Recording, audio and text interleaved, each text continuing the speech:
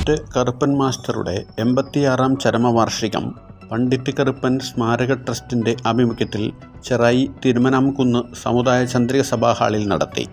Chairman Pooyappally തങ്കപ്പൻ്റെ അധ്യക്ഷതയിൽ ചേർന്ന യോഗത്തിൽ PK ബാസി, TK ഉണ്ണി കൃഷ്ണൻ എന്നിവർ സംസാരിച്ചു. സെക്രട്ടറി PB സജീവൻ സ്വാഗതവും ട്രഷറർ MK സുകുമാരൻ നന്ദിയും രേഖപ്പെടുത്തി. കുമാരി ആതിര അനിൽ കറുപ്പൻ മാസ്റ്ററുടെ കവിതകൾ ആലപിച്ചു. മാസ്റ്ററുടെ 86-ാം ചരമദിന അനുസ്മരണ സമ്മേളനമാണ് ഇന്നിവിടെ നടക്കുന്നത്. അപ്പോൾ ഇവിടെ സ്വാഗതം പറയുക എന്നുള്ളതാണ് എൻ്റെ ചടങ്ങ്. കാരണം കവിതിലകൻ പണ്ഡിറ്റ് കറുപ്പൻ മാസ്റ്ററെ കുറിച്ച് വളരെയധികം പഠിച്ചും പ്രസംഗം നടത്തിയും പരിചയമുള്ള നമ്മുടെ നേതാക്കന്മാർ അല്ലെങ്കിൽ മാഷും മറ്റ് അതിഥികളിവിടെ എത്തുന്നുണ്ട്. ആയതിനാൽ ഞാൻ എൻ്റെ ചടങ്ങിലേക്ക് കടക്കട്ടെ. ആതിര അനിലിനെ സജ്ജമാക്കിയിട്ടുണ്ട്. ആ കവിത ശാവതളം വഞ്ചിപ്പാട്ട് എന്ന് പറയുന്ന കാവ്യവും ഈ തിരുമനാംകുന്നുമായിട്ട് ഒരു വലിയ ബന്ധമുണ്ട്. അതൊരു ചരിത്രമാണ്. മാഷിത് എഴുതുന്നത് കൊടുങ്ങല്ലൂർ കോവിലകത്ത് പഠിച്ചുകൊണ്ടിരിക്കുന്ന സന്ദർഭത്തിലാണ്. കൗമാരപ്രായത്തിൽ എന്ന് മാത്രമാണ് ജീവചരിത്രകാരന്മാർ പറയുന്നത്. കൃത്യമായ ആണ്ട് പറഞ്ഞിട്ടില്ല. അപ്പോൾ മറ്റൊരു ജീവചരിത്രകാരൻ പറയുന്നത് കൗമാരപ്രായം എന്ന് പറയുന്നത് 15-16 വയസ്സ്. ജാതിക്കുമ്മി എഴുതിയത് 20-ാമത്തെ വയസ്സിലാണ്. അതിനും ഏതാണ്ട് 4-5 വർഷങ്ങൾക്ക് മുമ്പ് 3-4 ദിവസം കൊണ്ട് എഴുതിയ വഞ്ചിപ്പാട്ട് രീതിയിലുള്ള ശാകുന്തളം കഥയാണ് ശാകുന്തളം വഞ്ചിപ്പാട്ട് എന്ന് പറയുന്ന കാവ്യസമാഹാരം. ഇത് തൃശ്ശൂര് ഭാരതവിലാസം പ്രിന്റിംഗ് പ്രസ് നടത്തിയിരുന്ന സാഹിത്യ പ്രണയിയായ ഒരു കുഞ്ഞു പറയുന്നുണ്ടായിരുന്നു. അത് എല്ലാ വർഷവും ഭാരതവിലാസത്തിൻ്റെ പേരിൽ ഒരു സാഹിത്യ സമ്മേളനം നടത്തുകയും കവിതാ മത്സരം നടത്തുകയും ആ മത്സരത്തിൽ ഈ കാവ്യത്തിന് 1-ാം സമ്മാനം കിട്ടിയിട്ടുണ്ട്. ഒരു കൊച്ചു പയ്യൻ എഴുതിയ കാവ്യം എന്നുള്ള നിലയ്ക്കാണ്. അത് അച്ചടി ഭാഷി പുരണ്ടത് വളരെ വർഷങ്ങൾക്ക് ശേഷം. ഇവിടെ തിരുവനാംകുന്നിൽ ഈ സഭയ്ക്ക് നാമം നൽകിയതിന് ശേഷം ഇവിടെ പ്രവർത്തിച്ചുകൊണ്ടിരിക്കുമ്പോൾ പ്രൈമറി സ്കൂളൊക്കെ ഉണ്ടാക്കിയത് മാഷാണെന്നുള്ളത് എല്ലാവർക്കും അറിയാമല്ലോ. ആ സന്ദർഭത്തിൽ സത്യം പറഞ്ഞാൽ ആ കാലഘട്ടം മത്സ്യബന്ധന രംഗം ഒരു വ്യവസായ രംഗമായി തീരുന്നതിന് മുമ്പ് ഒരു അരകും പിടിയും തിരിഞ്ഞ തരത്തിലുള്ളൊരു ജീവിതക്രമമാണ് ഉണ്ടായിരുന്നത്. മീൻ പിടിക്കാൻ പോകും, അത് കഴിഞ്ഞ് വന്ന് അത് വിറ്റ് 3/4 ഭാഗവും കള്ളുകുടിച്ച് തീർക്കും. അന്ന് ജോലി ചെയ്ത് കള്ളുകുടിച്ച് തീർക്കുക എന്ന് പറഞ്ഞ ഒരു സമുദായത്തിൻ്റെ മാത്രം കാര്യമല്ല. ഈ ഈഴവ സമുദായമായാലും ഈവർ സമുദായമായാലും ഒരേ സമുദായമായാലും എല്ലാവരും ആ കാലഘട്ടം നമ്മൾ ഓർക്കണം. 100-150 കൊല്ലത്തിന് മുമ്പുള്ള കാലമാണ്. അങ്ങനെ നാളെയെക്കുറിച്ചൊരു ബോധമില്ലാതെ കിട്ടുന്ന കാശ് പകുതി മുക്കാലും കുടിച്ചു തീർക്കുന്ന ഒരവസ്ഥ. മാഷ് തന്നെ ജാതിക്കുമ്മി എഴുതി വളരെ വർഷങ്ങൾക്ക് ശേഷം വല്ലാർകോടം, പരമ്പുകാട്, തിരുവനാംകുന്ന് തുടങ്ങിയിട്ടുള്ള പ്രദേശങ്ങൾ, ചേരാനൂർ പ്രദേശങ്ങളൊക്കെ നടന്ന് ജോലി കഴിഞ്ഞ് വന്ന് കണ്ണു കുടിച്ചിരുന്ന് പണം വെച്ച് ചീട്ട് കളിക്കുന്ന ആളുകളെ കൈയോടുകൂടി പിടിച്ചുകൊണ്ട് പറഞ്ഞിട്ട് നിങ്ങൾക്ക് വേണ്ടിയിട്ടാണ് ഞാൻ ജാതിക്കുമ്മി എഴുതിയത്, നിങ്ങളെ ഒന്ന് ഉദ്ധരിക്കുന്നതിന് വേണ്ടി. ഇതല്ലല്ലോ ജീവിതം. കിട്ടുന്ന കാശ് മുഴുവൻ കുടുംബം നോക്കാതെ സ്ത്രീകൾക്ക് പെടാപ്പാട് പെടാനായി വന്ന് കുടുംബിനികളാണ് എല്ലാ ദുഃഖവും സഹിച്ചിരുന്ന ആ കാലഘട്ടത്തിൽ. ആ ഒരു കാലഘട്ടത്തിൽ ഇവിടെ വന്ന് ഇവിടെയും മോശമല്ലാത്ത തരത്തിൽ എല്ലാ വിഭാഗക്കാരും നല്ലപോലെ വെള്ളമടിച്ച് കിറിഞ്ഞ് നടക്കുന്ന ഒരു കാലാവസ്ഥയായിരിക്കും. മാഷ് ഒരു സംഘടന ഉണ്ടാക്കി ഇവിടെ തിരുവനാംകുന്നിൽ. സുബോധിനി എന്നായിരുന്നു അതിൻ്റെ പേര്. സുബോധിനി എന്ന് പറഞ്ഞാൽ നല്ല ബോധമുള്ളവൾ എന്നാണ് ആ വാക്കിൻ്റെ അർത്ഥം. എന്നിട്ട് അതിൽ 1 രൂപ പൈസയ്ക്ക് വെച്ചിട്ട് അംഗങ്ങളെ ചേർത്തു. മാത്രമല്ല കള്ളു കുടിക്കാത്ത ആളുകൾക്ക്, മദ്യം കുടിക്കാത്ത ആളുകൾക്ക് മാത്രമേ മെമ്പർഷിപ്പ് ഉള്ളൂ. ഇതായിരുന്നു തീരുമാനം. അങ്ങനെ ആ സംഘത്തിൻ്റെ പ്രവർത്തനം കുറേ ഊർജ്ജസ്വലത നമ്മുടെ ഈ ഗ്രാമത്തിൽ ആ കാലത്ത് ഉണ്ടാക്കിയിട്ടുണ്ട്. വർഷങ്ങൾ കഴിഞ്ഞ് ശാവുതൽ വഞ്ചിപ്പാട്ട് അതുകൂടെ അച്ചടിച്ചിട്ടുണ്ടായിരുന്നില്ല. കർമ്മമാഷ് ഗുരുവായ മംഗലപ്പള്ളി കൃഷ്ണദാസന്റെ ജ്യേഷ്ഠന്റെ മകൻ മറ്റൊരു എം കെ കൃഷ്ണൻ, അദ്ദേഹം കവിയുടെ അനുവാദത്തോടുകൂടി സുബോധിനി സംഘത്തിന്റെ ധനശേഖരാർത്ഥം ഈ വഞ്ചിപ്പാട്ട് അച്ചടിച്ച് പ്രസിദ്ധീകരിക്കുക. അങ്ങനെയാണ് ഈ വഞ്ചിപ്പാട്ട് അച്ചടി ഭാഷപ്പെടുന്നത്. ഈ ചരിത്രം തിരുവിതാംകൂറിലുള്ളവർക്ക് മാത്രമല്ല, നമ്മുടെ പ്രദേശത്തും കേരളത്തിൽ ഉള്ള എല്ലാവർക്കും അഭിമാനവുമായ ഒരു കാര്യമാണ്. അതിമനോഹരമാണ്. അതിൽ ഒരു ഞാൻ പറയാം. ദുഷ്യന്തൻ ഗണ്ഡാശ്രമത്തിൽ വന്ന് ശൗദ്രയിൽ കാണുമ്പോൾ ആരാണെന്ന് വിഭ്രമിച്ച് ഇങ്ങനെ സൗന്ദര്യത്തിൻ്റെ പ്രതിച്ഛായയായിട്ട് ഇങ്ങനെ നിൽക്കുകയല്ലേ. ഒരാളെന്ന് ചോദിച്ചപ്പോൾ കണ്ണുമണിയുടെ മകളാണെന്ന് പറയും. അപ്പോൾ ദുഷ്യന്തൻ സംശയിക്കുന്ന ഒരു ഭാഗമുണ്ട്.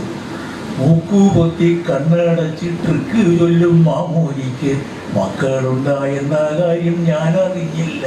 മൂക്ക് പൊത്തി കണ്ണടിച്ച് ഇർക്കെന്ന് വെച്ചാൽ ഋഗ്വേദം, വേദം ചൊല്ലുന്ന മഹർഷിക്ക് മക്കളുണ്ടാവുകയും ആ കാര്യം ഞാൻ അറിഞ്ഞില്ല എന്ന് അനുഭവപ്പെടുന്നുണ്ട്. അതുപോലെ പച്ച മലയാളത്തിൽ ആദ്യന്തം വളരെ രസകരമായ ഒരു കാര്യമാണ്.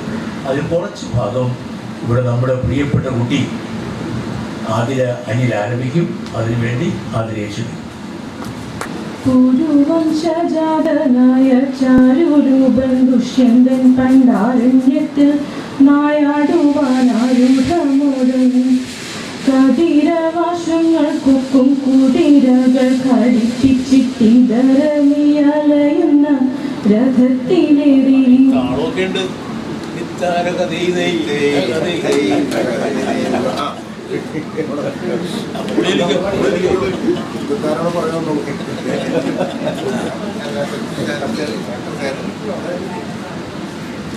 കുന്തവീട്ടി മുസലം തൊട്ടന്തമറ്റായുധവേണ്ടി ചന്തമേറും ചതുരംഗ പടകളോടും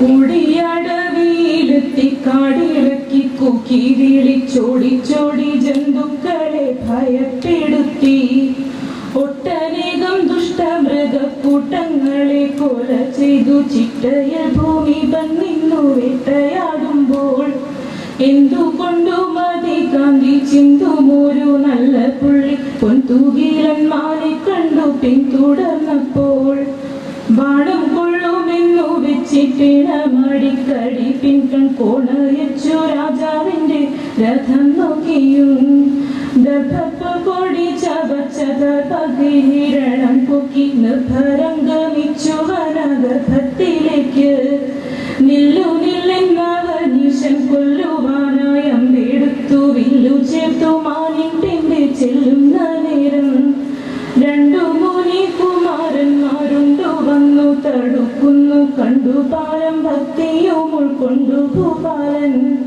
കൊല്ലരുതെന്നവരുടെ ചൊല്ലനുസരിച്ചു നിജവില്ലടക്കി വിനീതനായി വീണ്ടും വഴങ്ങി കയ്യു പൊക്കി സാർവഭൗമ ശ്രീയുദിക്കും സൂതകൽപ്പത്തയ്യുദിക്കെന്നരുൾ ചെയ്തു താപസബാലൻ അശ്രമമങ്ങി കണ്ണാശ്രമത്തിലെത്തി മുനി വിശ്വനെ കണ്ടിട പോലെ വിശ്രമിക്കപ്പം കുനിഞ്ഞു മുഴുക്കിടങ്ങൾ കനിഞ്ഞുര ചെയ്ത പോലെ തുണിഞ്ഞു പർണശാലയിൽ തൂണം കടപ്പാൻ ബലമേഴും ചാരു തിങ്കൾ കുലപതി നടന്നപ്പോൾ അലമൂലഞ്ഞാഹോ തന്റെ വലതു പാണി വലം കൈയിലക്കം ശുഭഫലം കൈവരുത്തുമെന്നാവിലം കൈവേടിഞ്ഞു ഭൂപനണിഞ്ഞിടുമ്പോൾ മോടിയേറും തെക്കേ മരവാടികയിൽ അതിമൃദു താടിക്കൂടും സ്വര പരിപാടി കേൾക്കായി മേദിനിയിൽ ജനമനുമോദിനിയായിടും പരിവാദിനിക്കും അതു കേട്ടാൽ പരുങ്ങളുണ്ടാം മാങ്കൂലം നശിച്ചു കൂറെ പെൺകുയിൽ പുതുക്കോടികൾ പങ്കുകൂടി പാട്ടുപാടി സഞ്ചരിക്കയോ ഏതായാലും അവിടേക്കു വിദശങ്കം പോകണമെന്നേതാനും വഴികൾ നോതാവയ്ക്കേ സജ്ഞായുധനേറിടും പൊന്നു ഞാനൊരു മുനി കന്യ സജ്ഞാദർശി ചേരും രണ്ടു സഖികളോടും ആ മരക്കടകത്തിലെ പാമരക്കോടി പറിച്ചും പൂമരക്കോടി നനച്ചും വിളയാടുന്നു കണ്ടു മര പറ്റിക്കൊണ്ടു ഭൂപനതിശയം പൂണ്ടു നിന്നു സംശയത്തിലാണ്ടു തുടങ്ങി ആളികളോടൊത്തു തരു പാളികൾ നനച്ചു വന കിളിയോടും ഇവളിതു നാളികളെത്ര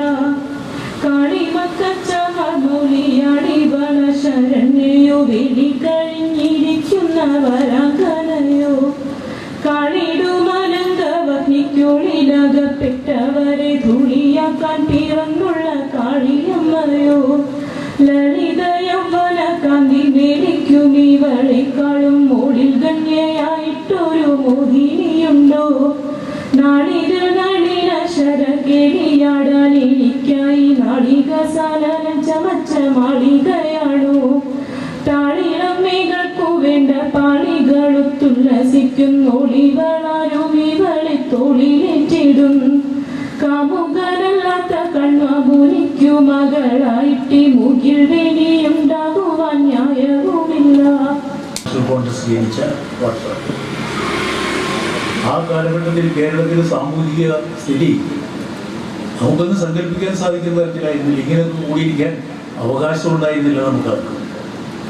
അത്തരത്തിൽ ഇരുളാണ്ട ജാതീയമായ ഉച്ചനീചത്വം അതിലേറ്റവും ഭീകരമായ താണ്ഡവം ആടിക്കൊണ്ടിരുന്ന ഒരു കാലമായിരുന്നു അത്.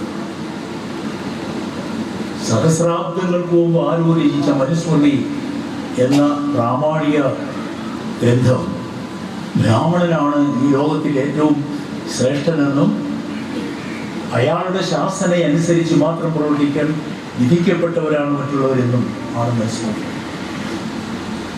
അതുകൊണ്ട് തന്നെ അതിൽ മനുസ്മൃതി 2-ാം അധ്യായത്തിൽ 28-ാമത്തെ ശ്ലോകത്തിൽ പറയുന്നു, മംഗല്യം ബ്രഹ്മണസ്യ ക്ഷത്രിയസ്യ ബലാന്വിതം വൈശ്യസ്യ ധനസംയുക്തം ശൂദ്രസ്യ തു ജുഗുപ്സിതം എന്ന് പറഞ്ഞാൽ മംഗളകരമായ ശുഭകരമായ ഐശ്വര്യമുള്ള പേര് നൽകേണ്ടത് ബ്രാഹ്മണന്.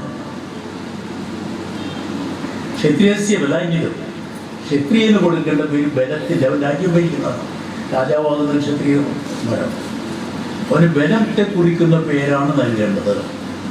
വൈശ്യസ്യ ധനസംയുക്തം, വൈശ്യൻ എന്ന് പറയുന്ന വിഭാഗം 3-ാമത്തെ വിഭാഗം, അവരെ ധനവിനിയോഗം നടത്തുന്ന ആളുകളാണ്.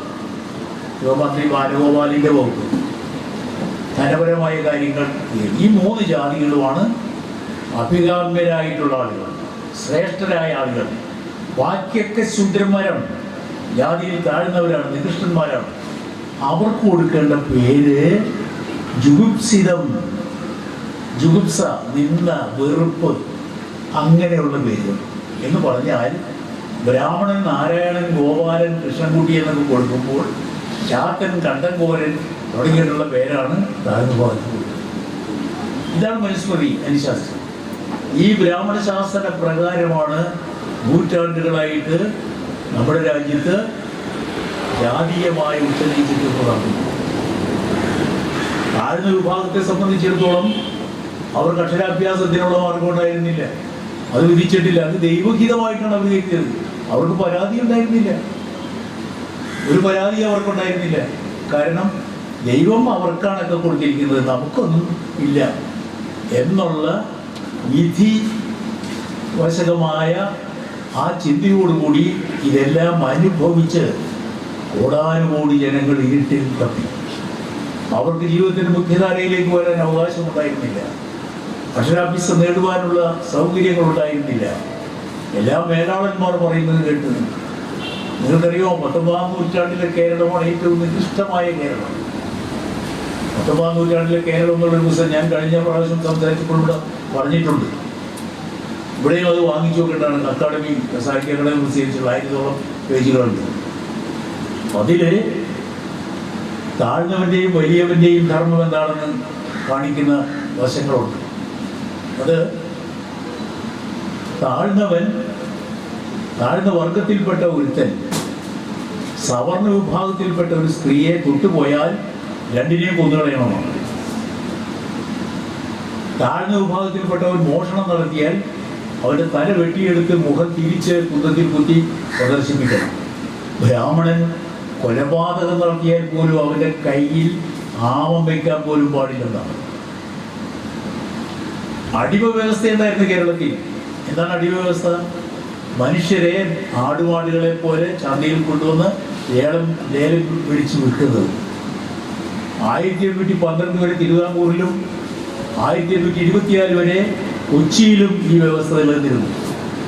ലേലം പിടിച്ച് താഴ്ന്ന ഏറ്റവും താഴെക്കിടയിലുള്ള ആളുകളാണ് അടിമകളായിട്ട് വരുന്നത്. അവരെ കൊണ്ടുവന്നിട്ട് അവരെ കൊല്ലാം ആരും ചോദിക്കില്ല.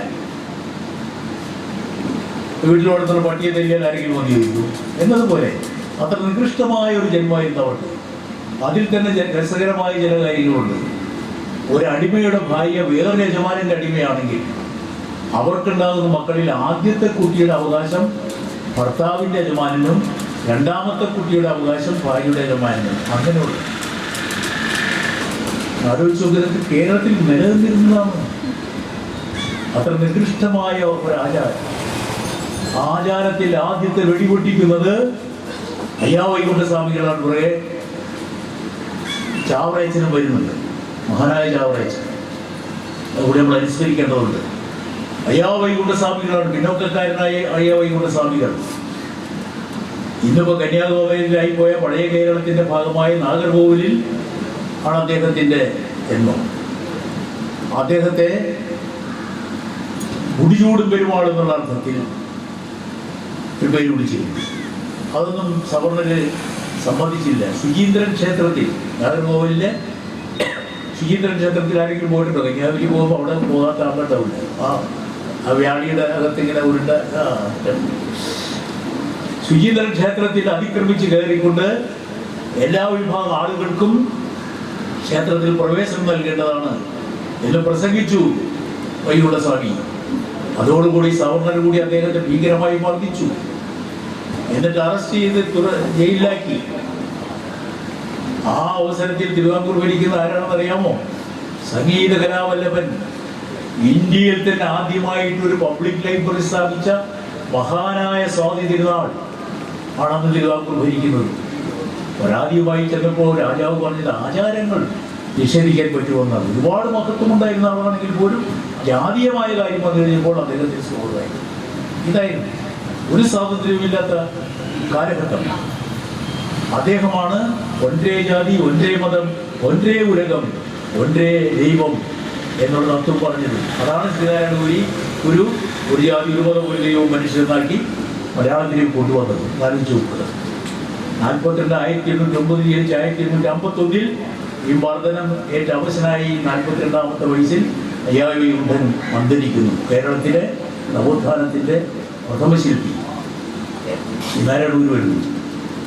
ശ്രീനാരായണ ഗുരു അപ്പോൾ മറ്റൊന്നുകൂടി നമ്മൾ മനസ്സിലാക്കേണ്ടതുണ്ട്.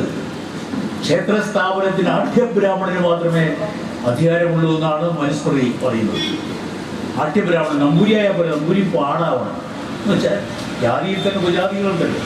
ഏറ്റവും ശ്രേഷ്ഠനായ ബ്രാഹ്മണനായിരിക്കണം ക്ഷേത്ര പ്രതിഷ്ഠാനത്താൻ എന്നായിരുന്നു ശാസന. അതിന് 14ാം നൂറ്റാണ്ടിൽ ജയന്തമംഗലം ഇല്ലെന്നു പേരായ നമ്പൂരി ഇല്ലത്തിൽ ജനിച്ച നാരായണ നമ്പൂതിരിപ്പാട് തന്ത്രസമുച്ചയം എന്നു പേരായ ഒരു ഗ്രന്ഥം സംസ്കൃതത്തിൽ, അത് മഹേഷ് ഭട്ടതിരിപ്പാട് 15ാം നൂറ്റാണ്ടിൽ അത് മലയാളത്തിലേക്ക് തർജ്ജമ. ഈ തന്ത്രസമുച്ചയത്തിലെ ശാസനപ്രകാരമാണ് ക്ഷേത്ര പ്രതിഷ്ഠ നടന്നിരുന്നത്. അപ്പോൾ ശ്രേഷ്ഠ ബ്രാഹ്മണന് മാത്രമേ ക്ഷേത്ര പ്രതിഷ്ഠകൾക്ക് അധികാരമുള്ളൂ എന്ന് പറയുമ്പോൾ ശേഷ സമുച്ചയം എന്ന് മറ്റൊരു ഗ്രന്ഥം കൂടി എഴുതിക്കൊണ്ട് അദ്ദേഹം താഴ്ന്ന വിഭാഗക്കാർക്ക് ക്ഷേത്രം സ്ഥാപിക്കാനുള്ള സ്ഥലം സവർണർ പ്രവേശിക്കാത്തതും അവരുടെ മാലിന്യങ്ങൾ നൽകുന്നതുമായിട്ടുള്ള പ്രദേശങ്ങളിൽ വേണമെങ്കിൽ അമ്പലമുണ്ടാക്കിക്കോ, പക്ഷെ പ്രതിഷ്ഠ സദ്ദേവതകളെ പാടില്ല. ചാത്തൻ, ചാമുണ്ടി, വീരഭദ്രൻ, ഭദ്രകാളി എന്നൊക്കെ ഉള്ളതാണ്. കുട്ടിച്ചാത്തനുണ്ട് അതിനകത്ത്. കുറഞ്ഞ പുള്ളിയൊന്നും പറഞ്ഞിട്ടാ താഴ്ന്ന വിഭാഗക്കാരനാണെങ്കിലും കുട്ടിച്ചാത്തനോട് കളിച്ചാൽ ആദ്യത്തെ ഗറില്ലാ സമരക്കാരനാണ് കുട്ടിച്ചാത്തൻ, അറിയാമല്ലോ. ഒളിയിലിരുന്നുകൊണ്ട് എന്ത് ചെയ്യാൻ വഴിയില്ലാത്ത ആളായിരുന്നു. അങ്ങനത്തെ വിധിയായിരുന്നു സവർണാധിപത്യം അടിച്ചേൽപ്പിച്ചിരുന്നത്. അങ്ങനെ ആഢ്യബ്രാഹ്മണന് മാത്രമേ കേരളത്തിൽ ക്ഷേത്രപ്രതിഷ്ഠയ്ക്ക് അവകാശമുള്ളൂ എന്നതാണ് 1888 മാർച്ച് 12 ശനിയാഴ്ച അർദ്ധരാത്രി അരിവുപ്പുറത്തു കൂടി ഒഴുകുന്ന നെയ്യാറിലെ ശങ്കരകുടി എന്ന അഗാധ കയത്തിൽ മുങ്ങിയൊരു കല്ലെടുത്തുകൊണ്ട് ശിവപ്രതിഷ്ഠയാക്കിക്കൊണ്ട് ശ്രീനാരായണ ഗുരു വലിയൊരു വെല്ലുവിളി തന്നെ നടത്തിയത്. ആ വെല്ലുവിളി ബ്രാഹ്മണനെ ചോദ്യം ചെയ്തതിനപ്പുറം നമുക്കതൊന്നും വിധിച്ചിട്ടില്ല എന്ന് പറയുന്ന വിധിയെ താലോലിച്ചതിന് കീഴടങ്ങി ജീവിച്ചിരുന്ന അടിമ മനോഭാവം, ആത്മ മനോഭാവം ഉണ്ടായിരുന്ന താഴ്ന്ന ജാതിക്കാർക്ക് ഒരു ഉത്ബോധനമായിരുന്നു അത്. നിങ്ങൾക്കും ഇതിന് അവകാശമുണ്ടടാ. മറ്റുള്ള ഇത് ആഠ്യന് മാത്രമല്ല, ഈശ്വരൻ എല്ലാവർക്കും തുല്യമായി എന്ത് കൊടുക്കുന്നവരാണ്. കാറ്റും സൂര്യന്റെ വെളിച്ചവും ലയാവും ഒക്കെ ഈശ്വര സൃഷ്ടിയാണെങ്കിൽ അത് എല്ലാവർക്കും ഒരുപോലെ സിദ്ധിക്കുന്നതല്ലേ. അതുപോലെ ഇതിനുള്ള അവകാശം നിങ്ങൾക്കും ഉണ്ട് എന്ന് കാണിച്ചുകൊണ്ട് അവർ കൊടുത്തൊരു ഷോക്ക് ട്രീറ്റ്മെന്റ്, ഒരാഘാത ചികിത്സ, അതായത് ശ്രീനാരായണ ഗുരു നടത്തിയത്. ക്ഷേത്രപ്രതിഷ്ഠിക അദ്ദേഹത്തിന്റെ മുഖ്യ ഉദ്ദേശമായിരുന്നില്ല. ഈ നവോത്ഥാന പ്രക്രിയകൾ, ഈ സന്ദേശം ഏറ്റുവാങ്ങിക്കൊണ്ടാണ് കേരളത്തിൽ മറ്റുള്ളവരുള്ളത്. ഒരുപാട് ആളുകൾ വന്നില്ലേ. ഡോക്ടർ പത്മയായാലും അയ്യങ്കാളിയായാലും കർമ്മം മാഷായാലും സഹോദരൻ അയ്യപ്പനായാലും ഇ കെ മാധവനായാലും വക്കം മൗലവി, ഒയ്കേലി യോഹന്നാൻ, ഞാൻ നേരത്തെ ചാവറാച്ചൻ്റെ കാര്യം പറഞ്ഞു കഴിഞ്ഞു. പിന്നെ ആത്മീയകാലത്ത് വീട്ടിപ്പാട് MC ജോസഫ്, കുറ്റിപ്പാട് കൃഷ്ണപിള്ള, ഇങ്ങനെ നിരന്തരമായിട്ട് നമ്മുടെ നവോത്ഥാന പ്രക്രിയയാണ്. ശ്രീനാരായണ ഗുരു, ചട്ടമ്പിസ്വാമി, പണ്ഡിറ്റ് കറുപ്പൻ, അയ്യങ്കാളി തുടങ്ങിയ മഹാരഥന്മാർ വെട്ടിത്തെളിച്ച വഴിയിലൂടെ ആ രഥം ഉരുളിയതിൻ്റെ അതുകൊണ്ടാണ് കേരളം ഇന്ന് ഇന്ത്യയിൽ പ്രബുദ്ധമായി നിലകൊള്ളുന്നതെന്ന് മനസ്സിലാക്കുന്നത്. അതിൽ ചോദ്യം ചെയ്യപ്പെടുന്നുണ്ടെന്നുള്ള മറ്റൊരു കാര്യമാണ്. ആ സവർണ മേധാവിത്വവും ബ്രാഹ്മണ മേധാവിത്വവും തിരിച്ചു കൊണ്ടുവരുവാനുള്ള ശ്രമം ഇന്നിവിടെ കഠിനമായി നടന്നുകൊണ്ടിരിക്കുന്നതെന്ന് കൂടി നമ്മൾ ആലോചിക്കും. പുരാണത്തെ ചരിത്രമാക്കി മാറ്റിക്കൊണ്ട് ജനങ്ങളെ തെറ്റിദ്ധരിപ്പിച്ചുകൊണ്ട് ഇതാണ് ശരിയെന്ന് സ്ഥാപിച്ച് കേരളം പോലെ ഉത്തരേന്ത്യ വിദ്യാഭ്യാസമില്ലാത്ത കോടാനുകോടി ജനങ്ങൾ ഏറ്റവും വലിയ സംസ്ഥാനങ്ങളായ ഉത്തർപ്രദേശിലും രാജസ്ഥാനിലും മധ്യപ്രദേശിലുണ്ട്. നേരം വെളുത്താൽ സൂര്യോദയവും സൂര്യാസ്തമയവും സ്വന്തം വീടിന് മുന്നിൽ കാണുവാൻ വിധിക്കപ്പെട്ടില്ലാത്ത ദരിദ്രരായ കർഷകർ രാവിലെ വയലിലേക്ക് പോവുകയും പണി കഴിഞ്ഞാൽ രാത്രിയാണ് തിരിച്ചെത്തുന്നത്. അവർക്ക് ആരാണ് ഇന്ത്യ ഭരിക്കുന്നതെന്ന് ചോദിച്ചാൽ രാജാവും രാജ്ഞിയാണെന്ന് പറയും. അത്രമാത്രം അന്ധരായ ആളുകൾ ലക്ഷക്കണക്കിന് ഇന്നുകൊണ്ട് അവരിൽ അടിച്ചേൽപ്പിച്ചിരിക്കുന്നത് ഈ മേധാവിത്വം.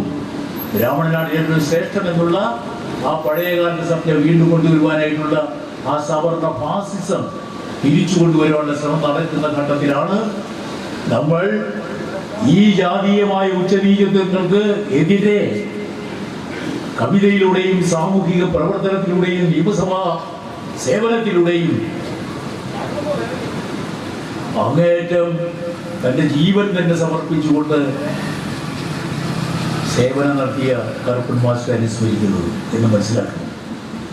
കേരളത്തിൽ സമാന സ്വഭാവമുള്ള 4 പേരാണ് ഒരേ സ്വഭാവമുള്ള ആളുകൾ. ഒന്ന് സരസ്വതി മൂലൂർ പത്മനാഭ പണിക്കർ, 2 മഹാകവി കുമാരനാശാൻ, 3 പണ്ഡിറ്റ് കറുപ്പൻ മാസ്റ്റർ, 4 സഹോദരൻ അയ്യപ്പൻ.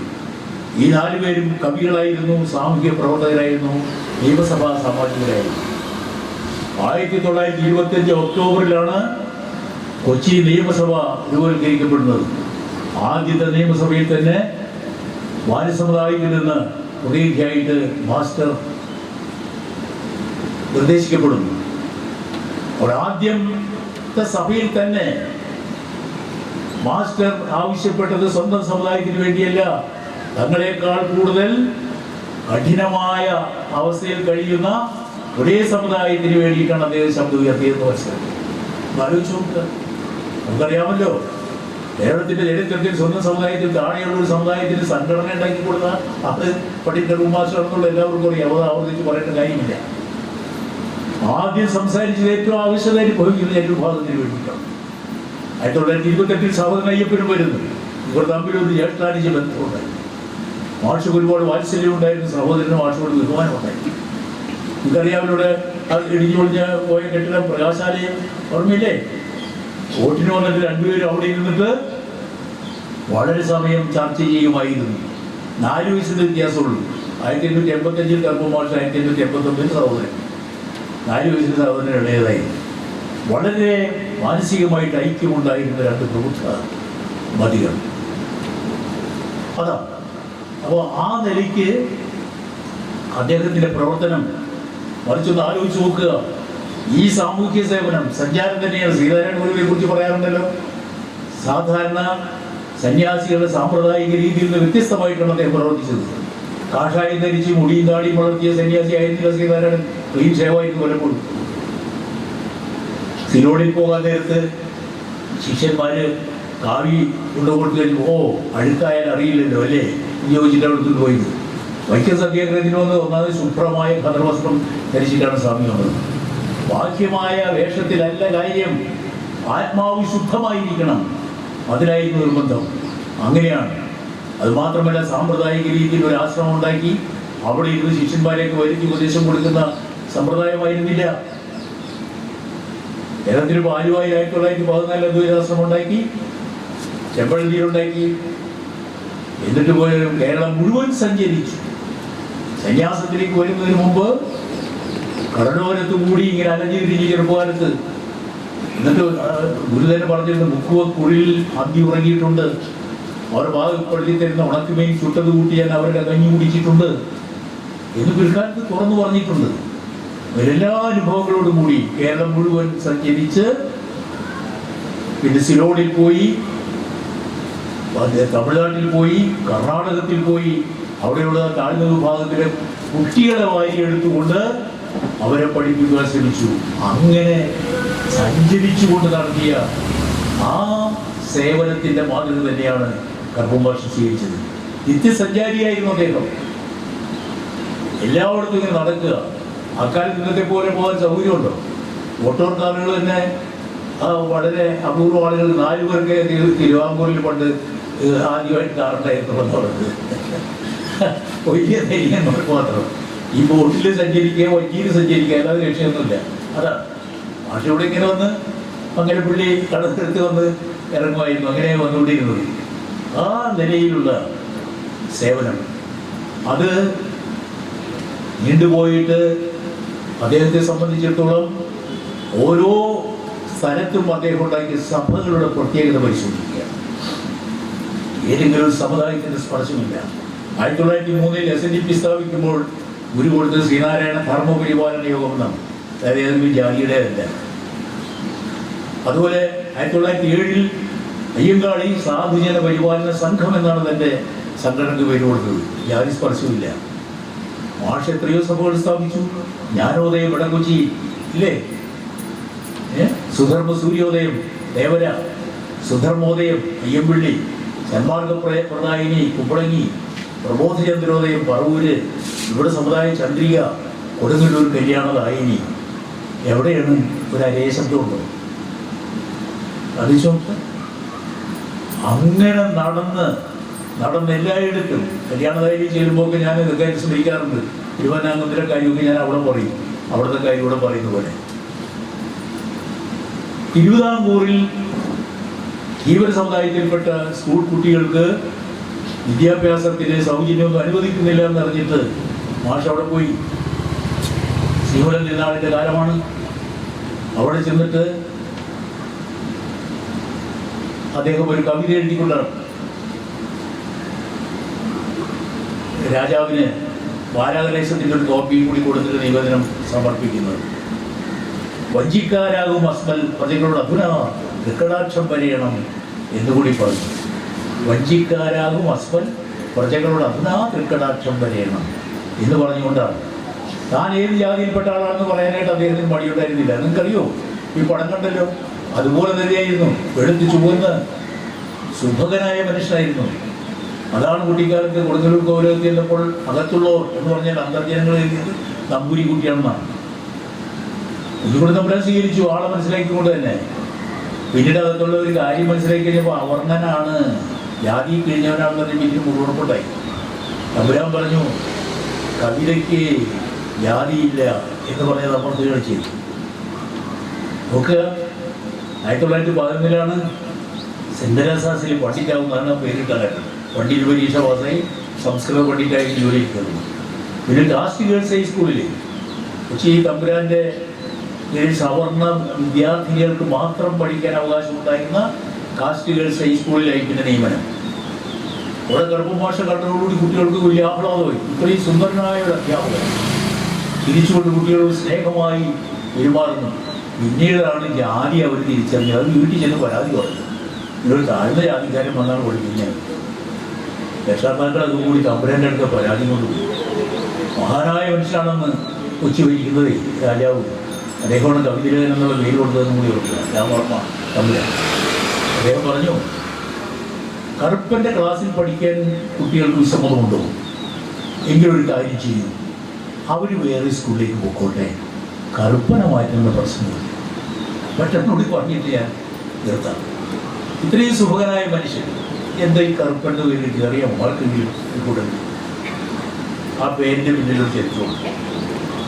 SNDPO ഉണ്ടാക്കിയ ഡോക്ടർ പഠിപ്പു മൈസൂർ സർവീസിൽ നിന്ന് റിട്ടയർ ചെയ്തിട്ട് തിരിച്ചു വരുമ്പോൾ മാഷെന്ന് ഗേൾസ് ഹൈസ്കൂളിൻ്റെ ബ്രാഞ്ചായ തൃശ്ശൂർ വിദ്യാലയത്തിൽ പഠിപ്പിച്ചുകൊണ്ടിരിക്കുന്നു.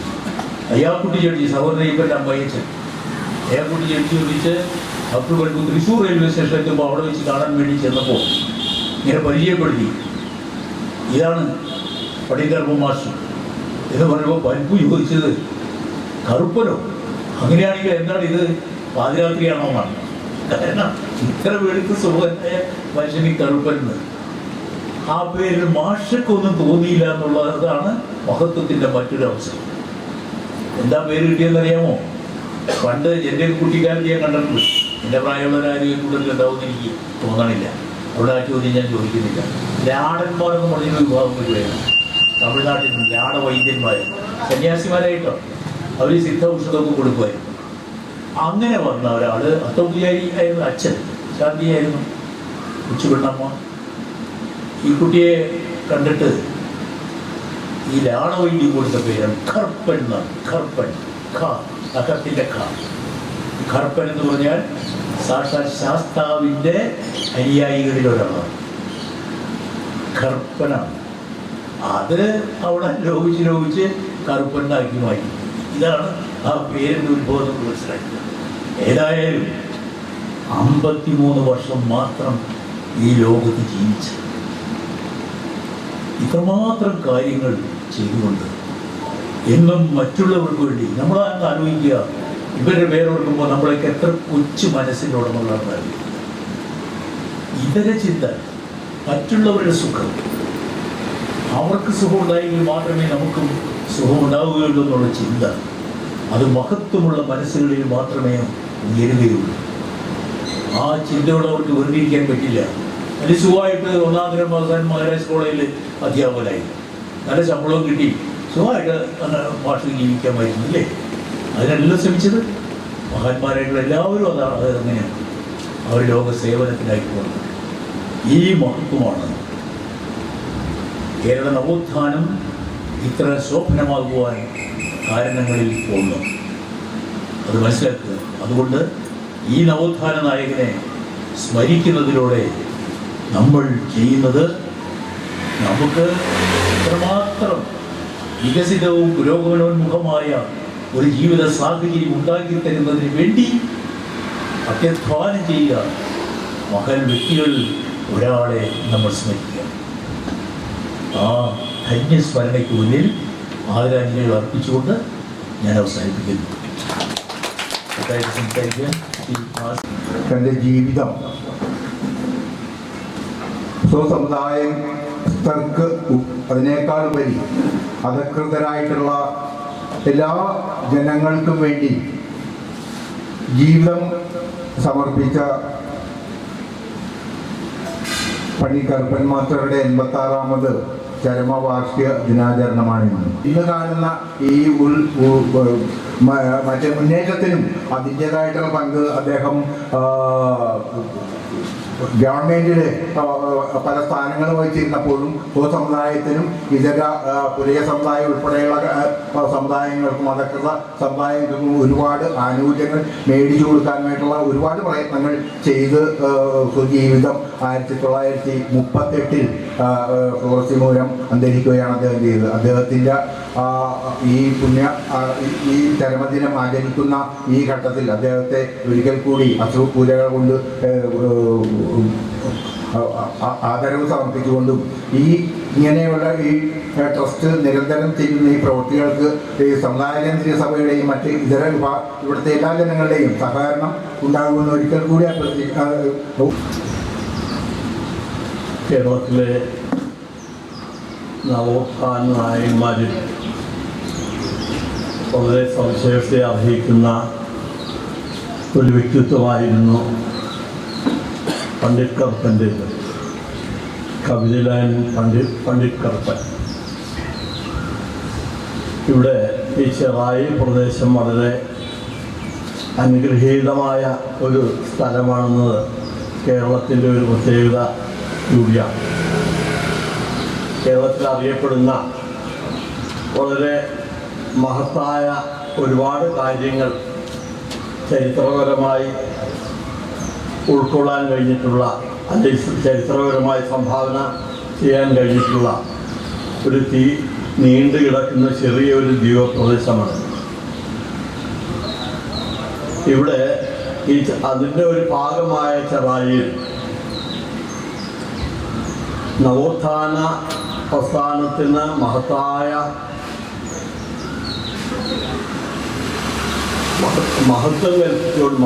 ഒരു ചരിത്രം സംഭാവന ചെയ്തതിൽ മുഖ്യമായ സ്ഥാനം വഹിക്കുന്ന ശ്രീനാരായണ ഗുരു ജന്മം കൊണ്ട് നവോത്ഥാന പ്രസ്ഥാനത്തിന് വലിയൊരു പങ്ക് വഹിച്ചിട്ടുള്ള സഹോദരൻ അയ്യപ്പനും സാന്നിധ്യം കൊണ്ടും പ്രവർത്തനം കൊണ്ടും